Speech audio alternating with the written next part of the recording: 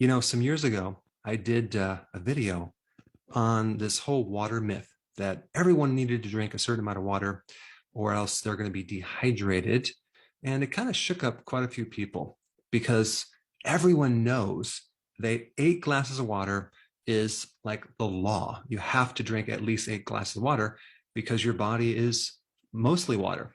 And so that video created a confusion because when you tell a person the opposite theory of what they're basing this concept of water on, it can really put someone into a kind of a confusion.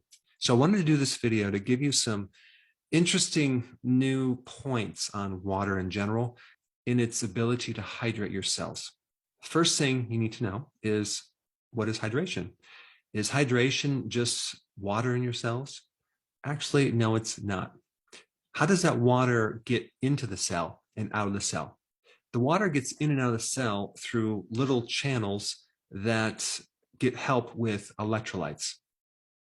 And electrolytes are like these electrically charged minerals that in different concentrations inside and outside the cell, you'll get a flow, a certain flow, either going outside the cell or going inside the cell. And so a truly hydrated cell has the right amount of electrolytes inside and outside with the right amount of fluid. And a dehydrated cell is basically an imbalance of electrolytes and fluid. It's not just a lack of water. In fact, if you drink too much water, you're going to dilute certain electrolytes and create dehydration in certain parts of your body. There's a condition called hyponatremia. That means low sodium in the blood. One cause would be you just drank a lot of pure water without any salt, and now you diluted this sodium throughout the cells. And it's very, very dangerous. You can have inflammation of your brain. You can actually go into a coma. So we don't get hydrated just from water. Now, on the flip side, I'm not against water. I drink water, and I think you should too.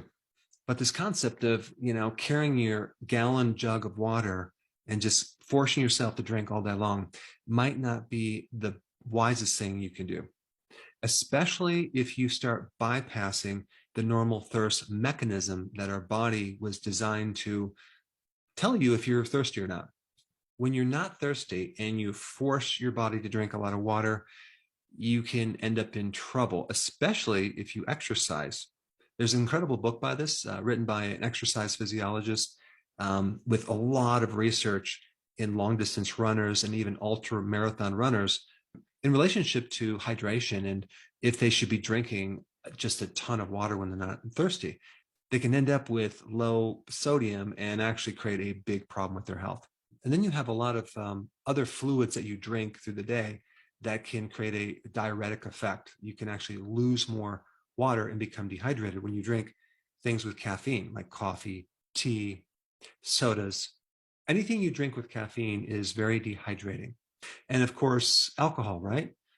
If you reflect back on the last time you drank a lot of alcohol the next morning, you're going to be completely dehydrated. That's why you have a headache. That's why your lips are dry. And so alcohol is a diuretic and it tends to dehydrate you as well. And then what about fruit juice? Okay, would that be hydrating? Well, here's the data with glucose. Let's just take a diabetic, for example. What happens with someone with high sugar? They're peeing a lot. They have urinary frequency and they're thirsty a lot too. So the more sugar in your blood, the more your body's going to get rid of water and the more dehydrated you're going to be. And so fruit juices, sodas, things with sugar will greatly dehydrate you. Now, what's fascinating is that you have all these electrolyte sport drinks with added sugar. And apparently the idea is that if you're exercising, you need some sugar to replace the loss of glucose, right, when you exercise. And they call this hydration. But is it really hydrating you? Does consuming glucose hydrate you? I'm going to tell you, it dehydrates you. It pulls water from the cell. There is an interesting study, which I'll put down below. It's called the Nurses Health Study 2, which they did on a certain age group from 9 to 15. Now, this study wasn't about hydration, but it was interesting because it revealed an unknown consequence of drinking these healthy sports drinks. Now, the study found that if a teenager or young adult was consuming at least one soda a day, they would have an extra pound of weight. And this is what they found. And I'm going to just generalize here. Teenagers that consumed one soda a day on a regular basis gained an additional 2 pounds of weight. Whereas those who consumed at least one sports drink a day, okay, these so-called healthy sports drinks with electrolytes, but with added sugar, gained 3.5 pounds of fat extra on their bodies. So the sports drink produced more fat than the sodas. Now, this is probably because the sports drinks usually come in like 32 ounces and sodas come in a 12 ouncer. So when you look at the label, you have to look at the serving size. And rarely does anyone just drink one serving size. They drink the whole thing. And there's more serving size in sports drinks. Now, even when people are consuming electrolyte powders, many times these electrolyte powders and electrolyte drinks, and I won't mention any names, contain added sugar. And some per serving size contain like 11 grams of sugar per serving size. Now, there's 4 grams of sugar per teaspoon. So that's just under 3 teaspoons of sugar for one serving size. Okay. And we're not talking about like a whole bottle. We're just talking about one serving size or one of those little stick packs of electrolytes. Not to mention the source of the sugar. Was it beet sugar? Probably it was. And most of the beet sugar in the US is total GMO with traces of glyphosate, which is an herbicide. And even if they're doing sugarcane, unless it's organic, is going to have also traces of glyphosate. So that's on top of the sugar effect. So we have this effect of drinking more water, if you're going to add electrolytes to it, and then you have the electrolytes with glucose, which basically is going to stop any ability to burn fat.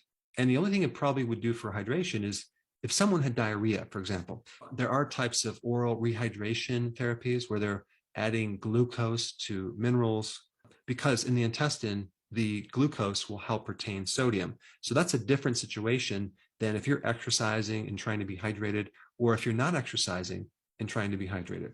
To truly hydrate the cell, you need all the electrolytes. You need sodium, potassium, chlorides, calcium, and magnesium. Now, the professor who wrote the book Waterlogged, which I'm going to put a link down below, had some fascinating information in relationship to drinking more than what you're thirsty for.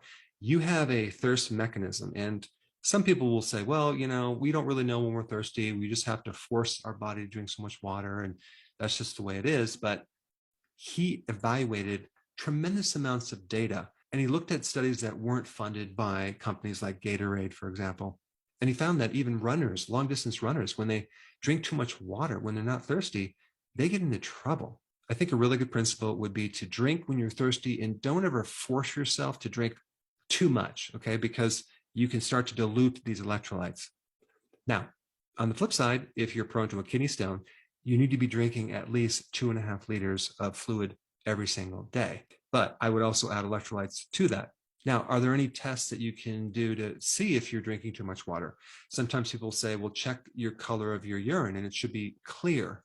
But I think there's a better test. In fact, it's pretty inexpensive. You could buy on Amazon or another platform these little urine strips that measure something called specific gravity. And that will give you a good rough estimate on whether you're slightly dehydrated or you're really dehydrated or you've drinking too much water.